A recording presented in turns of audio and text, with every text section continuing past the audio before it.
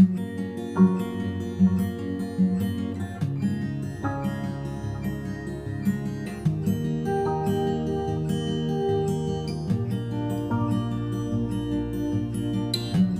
Students, हम पढ़ रहे थे बायोडाइवर्सिटी।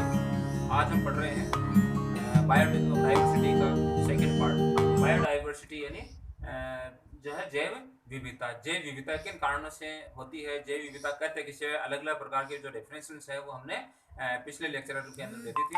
आज हम इसे आगे वाला जो पॉइंट ये पढ़ रहे हैं कि जैव विविधता की स्थिति, कि किस कारण से जैव विविधता या किस प्रकार के जैव विविधता जो पाई जाती है। इसके अंदर हम देखते हैं कि हमने ये देखा है कि सभी प्रकार के जीव जंतु जो है या पेड़ पौधे हैं वो एक ही आकार के नहीं पाए जाते। उनका आकार अलग अलग प्रकार से हो सकता है, उनका रूप जो है वो अलग अलग प्रकार से हो सकता है। जैसे हम देख सकते हैं कोई गोल हो सकता है, कोई लंबा हो सकता है, कोई चौड़ा हो सकता है, कई पत्तीनुमा हो सकता है, कई अनियमित प्रकार का हो सकता है। हम ये भी देखते हैं कि जो जीव जंतु या पेड़ पौधे पाए जाते हैं उनमें कलर भी अलग प्रकार का होता है, वो अलग अलग जगह के ऊपर रहते भी है, उनकी रचनाएं भी अलग अलग प्रकार से होती है, उनके अनुकूलन भी अलग अलग प्रकार के पाए जाते हैं। तो यहाँ हम एक एक पॉइंट ले लेते हैं कि इसकी स्थिति कौन कौन सी हो सकती है। तो पहला हम पॉइंट ले रहे हैं यहाँ पर हम कि आकार में विविधता। हम यहाँ शॉर्ट में पढ़ेंगे आकार में विविधता, यानी हम जानते हैं कि जो सभी प्रकार के जीव जंतु और पेड़ पौधे होते हैं उनका आकार एक जैसा नहीं होता है। हम सिंपल से बातचीत कर लेते हैं कि कुछ जंतु जैसे बहुत ही सूक्ष्म होते हैं, जिन्हें हम सूक्ष्म जीव या बैक्टीरिया कहते हैं, तो इनका आकार बहुत छोटा होता है। लेकिन इसके विपरीत अगर हम देखें तो हमने ये भी देखा है कि एक बृहद प्रकार का जो जीव या बड़ा जो जीव पाया जाता है ब्लू व्हेल, ये एक काफी बड़ा प्रकार का जो है वो जीव होता था। अपन ये कह सकते हैं कि इनके आकार के अंदर भी विविधता पाई जाती है। उसके बाद में हम सेकंड वाला पार्ट लेते हैं, इसके रूप में विविधता, यानी इनके रूप भी अलग अलग प्रकार के हो सकते हैं। आपने बहुत सारे प्रकार के जीव जंतुओं को और पेड़ पौधों को देखा होगा, जिसमें से कुछ जो होते हैं, देखो क्या होते हैं, गोल प्रकार के जीव जीव होते हैं, जैसे राउंड वर्म वगैरह। ठीक है, ये आपके पास में गोल के अलावा जो है कई जो है वो लंबे होते हैं। ठीक है, कई जो होते हैं इसके अंदर वो पत्तीनुमा पाए जाते हैं, पत्तीनुमा प्रकार के, जैसे आपने फेशियोला वगैरह उसके बारे में पढ़ा होगा। ठीक है, इसके अलावा हमने देखा कई जो होते हैं वो सिलेंडर रूपा होते हैं, सिलेंडर पर के आकार के होते हैं। कई इसमें जो है जैसे अमीबा वगैरह में आपने पढ़ा है वह अनियमित प्रकार के होते हैं। तो इनके आकार के आधार पर अपन ये कह सकते हैं, रूप के आधार पर अपन कह सकते हैं इसकी रूपी विविधता भी पाई जाती है। थर्ड पॉइंट अगर अपन इसमें लिख लें तो देखो रंग की विविधता। तो हम जानते हैं कि जैसे तितलियों में आपने देखा,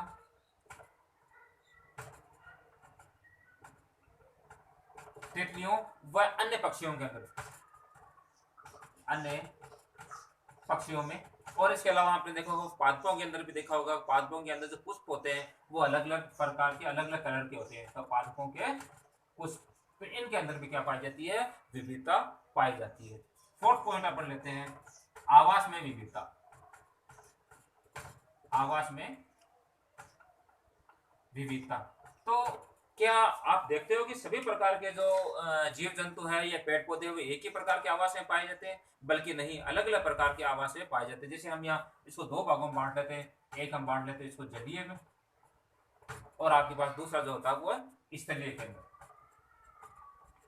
जलीय में आप देखते हैं कि वही चर्चा हमने जो की थी कि जलीय के अंदर जो है आपके पास में जैसे तालाब आ जाती है, झील आ जाती है, नदी आ जाती है। मैं ऐसे ही बता देता हूँ, तालाब है, नदियां हैं, झील है, इसके अंदर आ जाती है। और स्थलीय की अगर अपन बातचीत करते हैं तो स्थलीय में देखो पहाड़ी क्षेत्र में भी जीव जंतु पाए जाते हैं, मरुस्थल में भी जीव जंतु पाए जाते हैं, गुफाओं में भी जीव जंतु पाए जाते हैं। इसके अलावा हम देखते हैं पेड़ों के ऊपर भी बहुत सारे जीव जंतु पाए जाते हैं, और बिल बना करके बहुत सारे जंतु रहते हैं। नेक्स्ट इसके अंदर आपके पास में आ जाएगा इसका स्वभाव के आधार पर। स्वभाव के आधार पर यानी सभी जंतुओं का जो स्वभाव है, नेचर है, वो एक जैसा नहीं होता है। जो भी आपके पास कौन सा 500 पॉइंट होगा शायद, स्वभाव के आधार पर। तो स्वभाव में हम देखते हैं कि अलग अलग जंतुओं का जो स्वभाव है वो अलग अलग प्रकार का होता है। जैसे कई अकेले रहना पसंद करते हैं, कई जंतु जैसे चींटियां वगैरह है वो सामाजिक जीवन, मधुमक्खियां वगैरह सामाजिक जीवन या समूह में रहना पसंद करती है। कई जो जीव जंतु जो होते हैं वो परजीवी के रूप में रहते हैं, जैसे फितागर्मी वगैरह हो गया, अमरवेल कछुटा वगैरह हो गया। कई जो होते हैं वो सह जीवन के रूप में अपना जीवन यापन कर सकते हैं। तो अपन ये कह सकते हैं कि ये अकेले समूह के रूप में या जो है वो परजीवी, सहजीवी या अलग प्रकार के जो है वो रह सकते हैं। ये क्या होता है, इनका स्वभाव होता है वो किस प्रकार से रहना चाहिए। इसके बाद में नेक्स्ट जो पॉइंट आपके पास में जो विविधता जो पाई जाती है वो रचना के आधार पर पाई जाती है। यानी ये जंतु, बहुत सारे जंतु जो होते हैं वो यूकेरियोटिक्स होते हैं और बहुत सारे जंतु जो होते हैं प्रोकैरियोटिक्स जंतु होते हैं। तो इनमें अंतर आप बहुत अच्छे तरीके से जानते हो।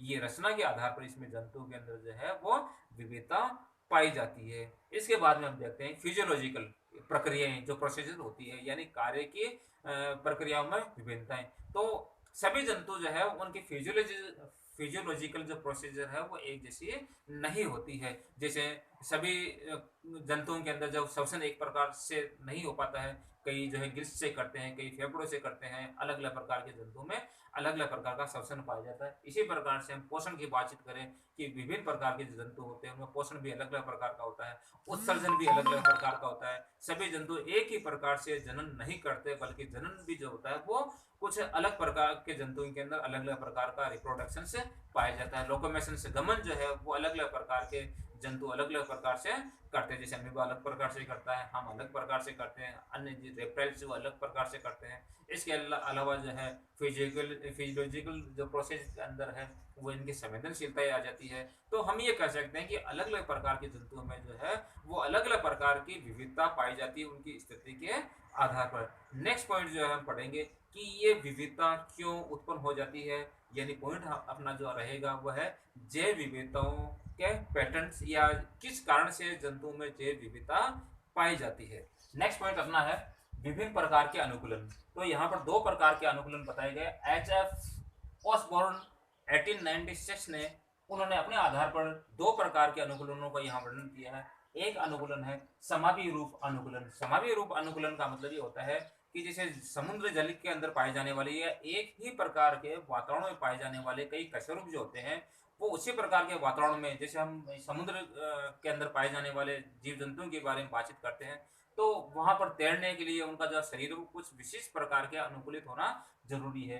तो समुद्र में पाए जाने वाले कई प्रकार के जो कशेरुक है वो अपने जो शरीर को जो है वो उस वातावरण में रहने के प्रति अनुकूलित बना लेते हैं। जैसे शार्क है, इक्तियोसोर है, वेल है, ये मछलियां वगैरह होती है, या जो जंतु जो होते हैं अपना शरीर तैरने के लिए अनुकूलित बनाने हेतु अपना शरीर जो है वो तर्क रूप में या मछली के आकार का बना लेते हैं। तो वो उस वातावरण में आसानी से अपने आप को अनुकूलित करते हुए और अपनी बायोडाइवर्सिटी को जो है वो बनाए रखते हैं। और इसके लिए जो एक नियम दिया था एच एफ ऑसबॉर्न ने, जो नियम दिया था उसको हम समावि रूप का नियम भी कहते हैं। सेकंड उन्होंने जो दिया था अनुकूलित अपसारिता। अपसारिता का मतलब होता है फैलना। अनुकूलित विकिरण, विकिरण का मतलब भी होता है कि जैसे कहीं और जगह से आकर के विकिरणों के रूप में फैलना। तो यहाँ उन्होंने बताया था एच एफ ऑसबॉर्न ने ही बताया था कि विभिन्न प्रकार के जो वातावरण जो होते हैं, जैसे वहां पर मृदा अलग प्रकार की हो सकती है, मौसम अलग प्रकार का हो सकता है, या स्थलाकृति, स्थल की आकृति जो अलग अलग प्रकार की हो सकती है, या वहां पर मौसम में विभिन्नताएं पाई जाती है। लेकिन फिर भी बहुत सारे प्रकार के जो जंतु जो होते हैं वो अपने आप को वहां पर अनुकूलित करते हुए और अपने आप में विविधताएं बनाए रखते हैं, जिसकी वजह से जो है वो वहां पर विविधता जो है वो बनी रह सकती है। या हम ये कह सकते हैं प्राणी जातियों के लिए ये अनुकूलीय अपसारिता है वो एक रिस्पॉन्सिबल कारक है, जिसकी वजह से बायोडाइवर्सिटी जो है वो बनी रहती है। हम ये देखते हैं कि प्राणियों में जो विविधताएं हैं वो मुख्य रूप से आनुवंशिक नहीं होती है, या हम ये कह सकते हैं कि विविधताएं क्या होती है, वातावरण नहीं होती है। वातावरण के अनुसार जो है विविधताएं जो उत्पन्न हो जाती है। हम देखते हैं कि कई प्रकार के जो जीव जंतु जो होते हैं वो जब पैदा होते हैं तो वो अलग एक तरह के होते हैं, लेकिन अलग अलग वातावरण में जाने की वजह से उनमें अनुकूलन हेतु कुछ परिवर्तन आ जाते हैं और कुछ उसमें जो है बदलाव आने शुरू हो जाते हैं। नेक्स्ट अपना जो पॉइंट है यहाँ पर ये है कि जैव विविधता या बायोडाइवर्सिटी के कारण, जिसको अपन ये कह सकते हैं कि बायोडाइवर्सिटी के जो है वो पैटर्न कौन कौन से होते हैं, जैव विविधता के प्रतिरूप। जैव विविधता के प्रतिरूप, या इसको अपन पैटर्न भी कहेंगे, कि किस वजह से हो सकता है। सबसे पहला पॉइंट जो सबसे महत्वपूर्ण हमने पढ़ा था वह है अक्षांशीय या अक्षांशीय दूरी। हम यहाँ सबसे पहला जो पॉइंट ले लेते हैं अक्षांशीय प्रवणता, इसको कहेंगे अक्षांशीय प्रवणता। डायग्राम भी हमने बनाया था यहाँ पर, इस प्रकार से हमने देखा था कि ये आपके पास में विषुवत रेखा है, ठीक है। यहाँ हमने देखा था कुछ विशिष्ट परिस्थितियों को छोड़ करके या विशिष्ट कुछ ही जीवों को छोड़ करके हम ये देखते हैं कि सबसे अधिक जो है वो बायोडाइवर्सिटी जो है वो इस क्षेत्र के अंदर होती है, यानी विषुवत रेखा क्षेत्र में होती है, जिनको हम जो कह सकते हैं वो उष्ण क्षेत्र, या फिर हम इसको कहेंगे उष्ण कटिबंधीय क्षेत्र, या फिर इसको अपन हॉट स्पॉट के नाम से जानते हैं। तो यहाँ पर ही आता है। और कुछ विशिष्ट परिस्थितियों को छोड़ के हम देखते हैं कि जैसे जैसे हम इससे दूर जाते हैं, दूरों की ओर जाते हैं, वैसे वैसे इसकी जो है वो बायोडाइवर्सिटी जो है वो कम होती जाती है। तो अगर ये पूछ लिया जाए कि कहाँ पर होती है, तो यहाँ पर जो बायोडाइवर्सिटी जो है वो इन क्षेत्रों के अंदर उष्ण क्षेत्र कहते हैं, उष्ण कटिबंधीय क्षेत्र कहते हैं, या इसको हम हॉट स्पॉट कहते हैं। तो यहाँ पर जो है वो जो है बायोडाइवर्सिटी जो है सबसे अधिक पाई जाती है, और इसी को अपन बोलते हैं अक्षांशीय प्रवणता। जैसे हम देखते हैं कि जो शीतोष्ण जो प्रदेश होते हैं, या ये ध्रुवीय प्रदेश जिसको शीत प्रदेश, शीतोष्ण व शीत प्रदेशों की अपेक्षा जो आपके पास में है उष्ण क्षेत्र या उष्ण कटिबंधीय क्षेत्रों की जो है वो बायोडाइवर्सिटी है वो अधिक पाई जाती है, यानी ध्रुवों पर। अब इसका कारण क्या हो सकता है कि क्यों वहां पर जो है यहाँ पर बायोडाइवर्सिटी ज्यादा पाई जाती है, यहाँ पर कम? तो उसका कारण ये होता है कि आपके पास जो ध्रुव या शीतोष्ण प्रदेश होते हैं, यहाँ पर ग्लेशियर या हिमनद अक्सर चलते रहते हैं, तो उनकी वजह से जो है यहाँ पर जो जितने भी जीव जंतु होते हैं वो मर जाते हैं या पनप नहीं पाते हैं। यहाँ पर उपजाऊ भूमियां भी नहीं होती है। जबकि इसकी अपेक्षा यहाँ देखते हैं, यहाँ दो कारण अपने बताए थे कि तापमान जो होता है, टेम्परेचर जो है अधिक होता है, इसके अलावा वर्षा भी इस यहाँ पर अधिक होती रहती है, जिसकी वजह से ये क्षेत्र जो है वो ज्यादा बायोडाइवर्सिटी युक्त होता है। दूसरी बात ये है कि यहाँ वाला जो क्षेत्र जो है वो सामान्यतः किसी अन्य बाधाओं से अबाधित रहता है, यानी यहाँ पर किसी प्रकार की बाधाएं बहुत कम आती है। जबकि इन क्षेत्रों पर अभी हमने बताया ग्लेशियर है या हिमनद है या चक्रवात की वजह से ये जो है बार बार बाधित होते रहते हैं। यहाँ पर ये जो है वो जीव जंतु या बायोडाइवर्सिटी नष्ट होती रहती है। इसके अलावा यहाँ पर टेम्परेचर भी बहुत कम होता है, जिसकी वजह से जीव जंतु और पेड़ पौधे जो यहाँ पर पनप नहीं पाते हैं। तो ये हो गए। इसके अलावा हम ये देखते हैं कि यहाँ पर बारंबार जो है वो मौसम बदलते रहते हैं, लेकिन यहाँ पर हम देखते हैं कि मौसम का बदलाव है बहुत ही कम हो पाता है। इसकी वजह से यहाँ की बायोडाइवर्सिटी जो है वो ज्यादा होती है। एक बहुत बड़ा कारण है कि यहाँ पर जो सौर ऊर्जा है, सौर ऊर्जा भी इसी क्षेत्र के अंदर है वो सबसे अधिक मिलती है, इसीलिए ये क्षेत्र जो है वो ज्यादा बायोडाइवर्सिटी युक्त होता है। इसके बाद में दूसरा जो पॉइंट हम यहाँ पढ़ेंगे वो आपके पास में जातीय, यानी जातीय क्षेत्र संबंध, जातीय क्षेत्र संबंध। जातीय दूसरा पॉइंट अपना है जातीय क्षेत्र संबंध, यानी एक जर्मनी के भूगोल शास्त्री अलेक्जेंडर वॉन हेल्महोल्ट्ज ने यह बताया है कि कुछ सीमा तक किसी क्षेत्र की जातीय समृद्धि अन्वेषण क्षेत्र की सीमा बढ़ाने के साथ साथ बढ़ती है। यानी किसी क्षेत्र के बारे में अगर अपन ज्यादा जानकारी प्राप्त करना चाहे या वहां के बारे में हम ज्यादा जानना चाहे, तो उसके आधार पर अपन कह सकते हैं कुछ क्षेत्र की जो जातीय समृद्धि है वहां पर जो हम जानकारियां प्राप्त करते हैं या अन्वेषण की प्रक्रिया करते हैं, अन्वेषण क्षेत्र की सीमा बढ़ाने के साथ साथ में वहां पर हम देखते हैं कि बायोडाइवर्सिटी भी बढ़ती है। थर्ड पॉइंट आपके पास में यहाँ पर है ऊंचाई से संबंध या ऊंचाई पर निर्भरता। तो हमने ये देखा है कि सामान्य रूप से हम जैसे ऊपर से अगर नीचे की ओर आते हैं, ऊपर से और नीचे की ओर आते हैं तो बायोडाइवर्सिटी बढ़ती है, और यदि हम नीचे से ऊपर की ओर जाते हैं तो बायोडाइवर्सिटी है वो अपेक्षाकृत घटती है। इसीलिए हमने देखा है कि नीचे के जो मैदानी भाग है या दलदली भाग है वहां पर हम देखते हैं कि विभिन्न प्रकार के जीव जंतु और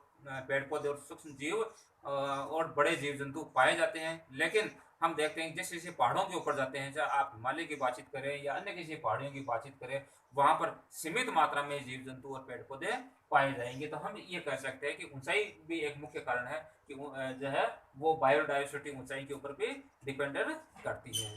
नेक्स्ट पॉइंट की अगर अपन बातचीत करें, और बहुत महत्वपूर्ण जो पॉइंट ये है कि क्या बायोडाइवर्सिटी अगर समाप्त हो रही है, या हम यूं कह सकते हैं कि यदि कोई जीव की जाति समाप्त हो रही है तो क्या हमारे ऊपर कुछ इफेक्ट पड़ेगा?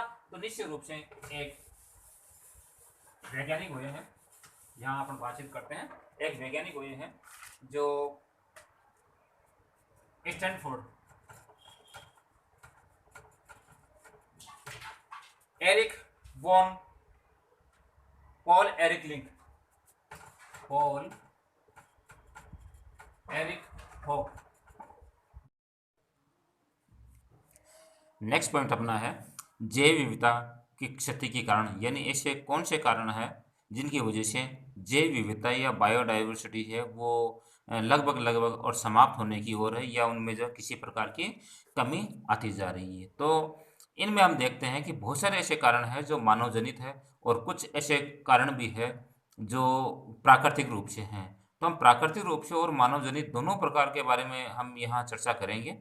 और हम ये जैसा कि हम ये जानते हैं कि मानव जनित में जैसे शहरीकरण है, औद्योगिकरण है, या विकास के लिए जो भी प्रोसीजर जो किए जाते हैं वो सारे इसमें आ जाते हैं। जबकि प्राकृतिक के अंदर जो है जैसे चक्रवात का आना है, तूफानों का आना है, वनों में आग लगना है, ये भूकंप का आना है, ज्वालामुखी का आना है, ऐसे कई कारण ये हो सकते हैं। तो इसके लिए हम देखते हैं कि एक कॉन्सेप्ट दिया गया है स्टैनफोर्ड के पारिस्थितिकी विज्ञान, यानी यहाँ पर लिखते हैं, अगर आपको दिखाई दे तो, स्टैनफोर्ड के पारिस्थितिक विग, नाम है उनका पॉल एहरलिख, पॉल एहरलिख। इन्होंने एक बहुत ही अच्छा कॉन्सेप्ट दिया है। उन्होंने जो कॉन्सेप्ट दिया है उसको अपन बोलते हैं रिवेट पॉपर कॉन्सेप्ट। इन्होंने जो कॉन्सेप्ट दिया है, कल्पना जो की है वो इस प्रकार से की है। उन्होंने ये बताया है कि हम जैसे ये इकोसिस्टम है इसको एक, या जो बायोडाइवर्सिटी इसको एक जहाज मान सकते हैं, और इसको जहाज मान करके इसमें पाई जाने वाली जो बहुत सारी जो जातियां पाई जाती है उनको अलग अलग इनके अंग मान सकते हैं, या अलग अलग जैसे जहाज के हम पार्ट मान सकते हैं। तो इस पार्ट के अनुसार उन्होंने ये बताया कि किसी पॉल एहरलिख के अनुसार किसी जाति के विलुप्त होने से भले ही आज कोई नुकसान नहीं हो, आज हमें कोई फर्क नहीं पड़ता हो, लेकिन अगर एक एक कर सभी जातियां अगर नष्ट होती जाएगी तो एक समय ऐसा आएगा जब ये बायोडाइवर्सिटी हमारी जो है लगभग लगभग समाप्त हो जाएगी। इसका सबसे अच्छा उदाहरण उन्होंने एक जहाज को मानकर दिया। उन्होंने बताया कि कोई जहाज है, और वो जहाज अगर जब पूर्ण रूप से कंप्लीट रूप से कार्य कर रही है तब वो बहुत अच्छी तरह से चल रही है, जैसे हमारी बायोडाइवर्सिटी चल रही है। लेकिन यदि उसमें आने वाला प्रत्येक जो यात्री है वो एक एक कील अगर धीरे धीरे उसकी निकाल के ले जाए तो धीरे धीरे जो जहाज है वो कमज़ोर होता जाता है। हालांकि अगर सीट की या कहीं और की अगर हम एक एक कील अगर निकाल के ले जाएं तो हो सकता है कि उस वक्त उस जहाज के ऊपर कोई विपरीत प्रभाव नहीं पड़े, लेकिन एक समय ऐसा आएगा कि वो जहाज जर्जर हो जाएगा।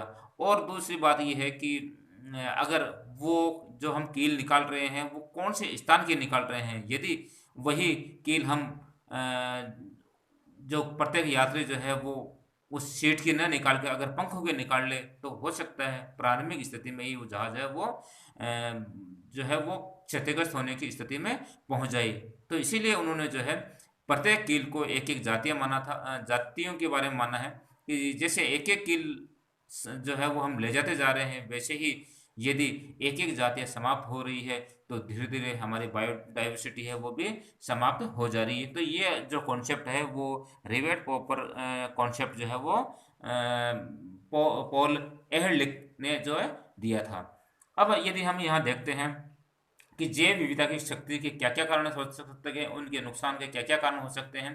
तो सबसे पहला अगर हम पॉइंट यहाँ देखते हैं तो आवासिक क्षति एवं विखंडन। यहाँ सबसे पहले अपन लिखेंगे आवासीय क्षति एवं विखंडन। इसका मतलब ये हुआ कि वन एवं प्राकृतिक स्थल, अनेक जीवों के प्राकृतिक आश्रय स्थल होते हैं। हमें ये पता है कि सारे जो जीव जंतु है या जो पेड़ पौधे हैं वो किसी न किसी स्थान के ऊपर जो है वहाँ पाए जाते हैं, और प्राकृतिक स्थलों के अंदर ये पाए जाते हैं। मानव द्वारा वनों के विनाश जैसे विकासीय कार्यक्रम, जैसे अपन देखते हैं यहाँ पर वनों के विनाश, विकासीय कार्यक्रम,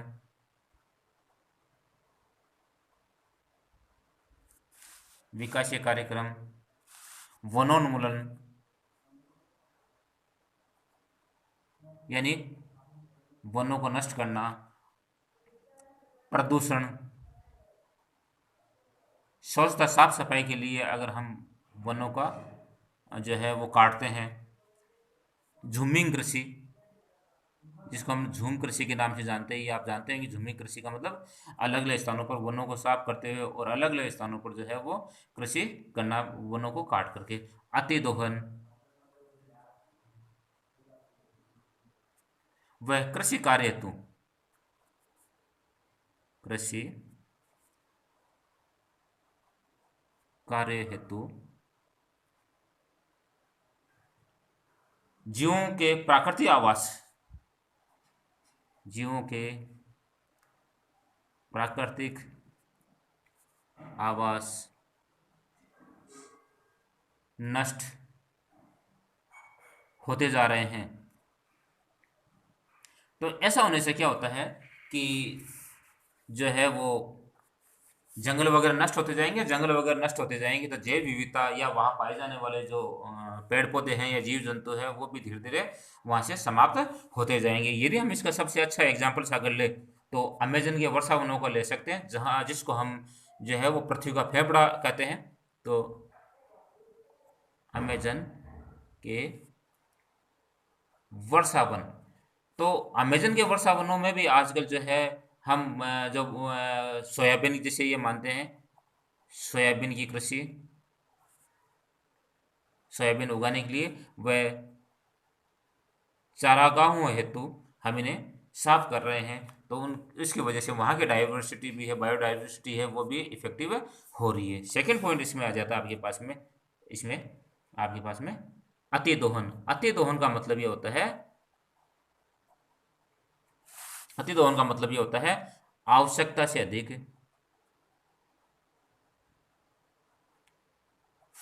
आवश्यकता से अधिक काम में लेना, यानी जितनी हमें जरूरत नहीं है उनसे ज़्यादा अगर हम उसको काम में लेते हैं तो इसको बोलते हैं हम अतिदोहन।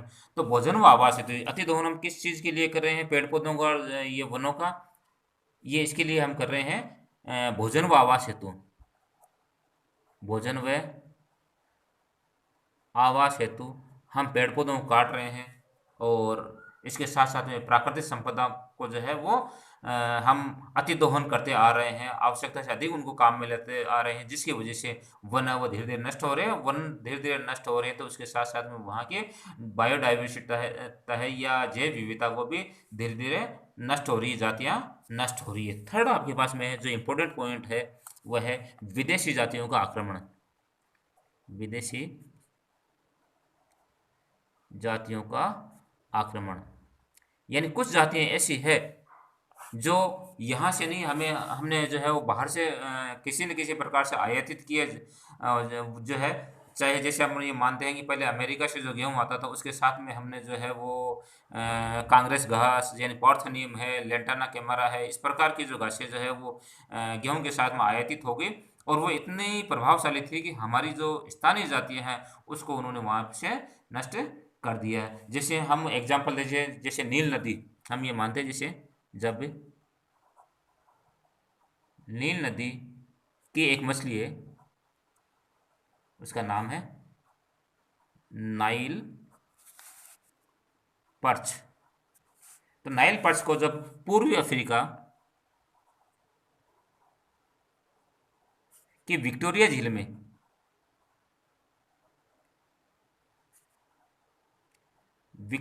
में डाला गया, तो वहां पहले से उपस्थित जो जातियां थी किसकी, एक मछली है सिसलिड, इसके लगभग 200 से अधिक जातियां हैं जो वो धीरे धीरे विलुप्त हो गई। यानी ये जो है वो एक अतिक्रमण के रूप में जो है वो बायोडाइवर्सिटी को समाप्त कर देती है। इसी प्रकार अगर हम देखते हैं, जैसे एक एग्जांपल अभी हमने लिया था गाजर घास, जैसे जो कि गेहूं के साथ में आती है गाजर घास, जिसको हम बोलते हैं पार्थेनियम। इसके अलावा लेंटाना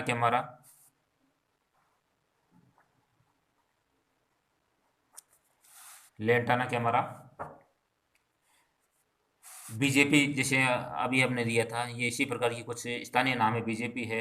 कांग्रेस घास जैसे अभी हमने नाम लिया है, वाटर हाइसिंथ, वाटर हाइसिंथ, जिसको कि हम किसके नाम से जानते हैं, जिसको हम आइकोर्निया के नाम से जानते हैं, आइकोर्निया। आपने पढ़ा है कि वाटर हाइसिंथ, जिसको हम बंगाल का आतंक के नाम से भी जानते हैं, बंगाल का आतंक। और ये जो है वाटर हाइसिंथ या आइकोर्निया है, वो यहाँ झीलों के ऊपर जो पानी जो होता है उसके ऊपर, या फिर जो आपके पास नदियाँ होती है वहाँ पर इतना अतिक्रमण कर लेती है कि पूरी झील या नदी के ऊपर केवल ये वाटर हाइसिंथ ही दिखाई देता है। वहाँ पनपने वाली अन्य जातियाँ वो नष्ट हो जाती है, वहाँ के जीव जंतु वो नष्ट हो जाती है। तो ये खरपतवार है कि एक आक्रामक के रूप में जो है वहाँ स्थानीय जातियों, पादप जातियों को जो नष्ट कर देती थी। इस प्रकार से अपन ये कह सकते हैं कि ये भी एक जो है वो जैव विविधता को नष्ट करने के लिए, क्योंकि खुद ही खुद पनप पाती है, दूसरे को पनपने नहीं देती। तीसरा नेक्स्ट जो कारण है इसमें सह विलुप्तता। सह विलुप्तता का मतलब हो गया कि जब एक जाति नष्ट होती है तो उस पर परजीवी के रूप में रहने वाली या उसके साथ में सहजीवन यापन करने वाली जाति है वो भी समाप्त हो जाती है। जैसे मान लिया कोई मछली है और मछली के ऊपर कोई परजीवी रह रहा है, तो वो भी जैसे मछली की जाति समाप्त हो जाती है, तो उस पर पाए जाने वाली सहजीवन या परजीवी के रूप में रहने वाली जो जाति है वो भी समाप्त हो जाती है। तो हम ये कह सकते हैं इसके कारण जो है वो जातियां समाप्त हो जाती है। इसके बाद में प्राकृतिक आपदाएं, कुछ प्राकृतिक आपदाएं के बारे में हम पढ़ते हैं, जैसे वो इसमें आ जाएगा आपके पास में प्राकृतिक में, जैसे चक्रवात है, भूकंप का आना है, ज्वालामुखी का आना है, अकाल है, महामारी है। तो कुछ ऐसे कारण होते हैं, जैसे वनों की आग है, चक्रवात का आना है, तो कुछ ऐसे कारण होते हैं जिसकी वजह से वहाँ पर पाए जाने वाले जीव जंतु की जो जाति हैं वो ऑटोमेटिक नष्ट हो जाती है और बायोडाइवर्सिटी के लिए ये खतरा उत्पन्न करती है। नेक्स्ट पॉइंट आपके पास में ये रहेगा कि जैव विविधताओं का संरक्षण हम किस प्रकार से करें। तो देखिए, जैव विविधताओं का, बायोडाइवर्सिटीज का संरक्षण या उनको बचाव करना जो है हमारी जिम्मेदारी है। इसके ऊपर हम बहुत सारे पॉइंट ले सकते हैं, लेकिन मुख्य पॉइंट हम यहाँ, जैसे हम बार बार ये पढ़ते भी हैं कि हमें वनों को उन्मूलन रोकना चाहिए, वनों का संरक्षण करना चाहिए। हमने बहुत सारे जीव जंतुओं को जो है वो राष्ट्रीय पक्षी है, राष्ट्रीय पशु है, या राष्ट्रीय पुष्प है, राष्ट्रीय या राज्य वृक्ष हमने घोषित किया है। हाँ, तो हमने सेंचुरीज बनाई है, हमने टाइगर प्रोजेक्ट या नेशनल पार्क बनाए। तो ये सारी कवायद इसीलिए है कि किसी न किसी प्रकार से नष्ट होती हुई जातियों को बचाया जाए, बायोडाइवर्सिटीज को बचाया जाए। तो उसके लिए हम बहुत सारे जो है वो विविध या अपन कह सकते हैं विधियां अपनाते हैं, जिसमें से मुख्य रूप से दो विधियां हम यहाँ अपनाते हैं। एक है सब स्थानिक यानी इन सिटू विधि, और दूसरा होता है आपके पास में बाह्य स्थानिक या एक्स सिटू। सबसे पहले जो आपके पास में सब स्थानिक इन सिटू मेथड, इसका सीधा सा शाब्दिक अर्थ यही है कि इन सिटू या सब स्थानिक का मतलब खुद के स्थान पर रखते हुए किसी जाति को संरक्षित करना, नष्ट होती हुई जाति को संरक्षित करना। यानी कोई अगर कोई विशेष प्रकार की जो जाति है वो यदि वहां पर नष्ट हो रही है तो जीव जंतुओं की, तो उसको उसी स्थान को उसके अनुकूलित बनाते हुए या उस स्थान को संरक्षित घोषित करते हुए हमें उन जीव जंतुओं और पादपों की जातियों को जो संरक्षण कहलाता है वो करना होता है, वो कहलाता है सब स्थानीय। यहाँ वहीं पर उसी स्थान पर जो उसका उचित प्रबंधन किया जाता है। जैसे इसके लिए हमने सुरक्षित क्षेत्र बनाए, जैसे राष्ट्रीय उद्यान बनाए, नेशनल पार्क बनाए हैं, सेंचुरीज हमने जो बनाई है, जिसका अभ्यारण्य कहते हैं। इसके अलावा हम जैव मंडल के लिए कुछ आरक्षित स्थान छोड़ते हैं। हम आपने देखा होगा हमारे गांव के आसपास हम भेड़ छोड़ते हैं, हम नाडी छोड़ते हैं, हम जो है कुछ देवी देवताओं को शामिल करते हुए या उनके नाम से कुछ जगह खाली छोड़ देते हैं जहाँ पर पेड़ पौधों को काटना या शिकार करना जो है वो प्रतिबंधित होता है। उसके अलावा हमने जैसे स्मारक छोड़ देते हैं, हमने जैसे तालाब के लिए जगह छोड़ देते हैं, भीड़ छोड़ देते हैं, झीलें छोड़ देते हैं, वहाँ पर प्रतिबंध होता है इन पार्कों की जातियों को और जैव जंतुओं की जातियों को नष्ट करने का, शिकार करने का। दूसरा आपके पास में है वही स्थाने या एक्सिटू। एक्सिटू का मतलब होता है कि किसी जाति को हम ये देखते हैं कि किसी जाति को उस स्थान से हटा करके, यानी जैसे कोई पादप जाति या जंतु की जाति अगर नष्ट हो रही है और ये विशेष रूप से उनमें काम में लिया जाता है जो बिल्कुल संकटग्रस्त या समाप्त होने वाली प्रजाति है, तो उस प्रजाति को वहां से हटा करके और किसी दूसरे स्थान के ऊपर ले जा करके उसके लिए संरक्षण किया जाता है। चाहे वो लेबोरेटरीज हो सकती है, चाहे वो राष्ट्रीय उद्यान हो सकता है, कोई बोटनिकल या जूलॉजिकल गार्डन हो सकता है, तो वहां पर ले जा करके उसको जो संरक्षित किया जाता है और उनसे और बहुत सारी जो है जनन करवा करके बहुत सारी अधिक जातियां बना करके उनको संरक्षित किया जाता है। जैसे बोटनिकल गार्डन है, जूलॉजिकल गार्डन है या विशेष क्षेत्र वगैरह इसके लिए बनाए जाते हैं। तो इसके लिए हम ये कह सकते हैं कि जैसे हमने सफारी पार्क बनाए हैं, ये उन स्थानों के ऊपर ले जा करके, यानी इस स्थान से उस जाति को हटा करके किसी दूसरे स्थान पर ले जाते हैं। तो दोनों में,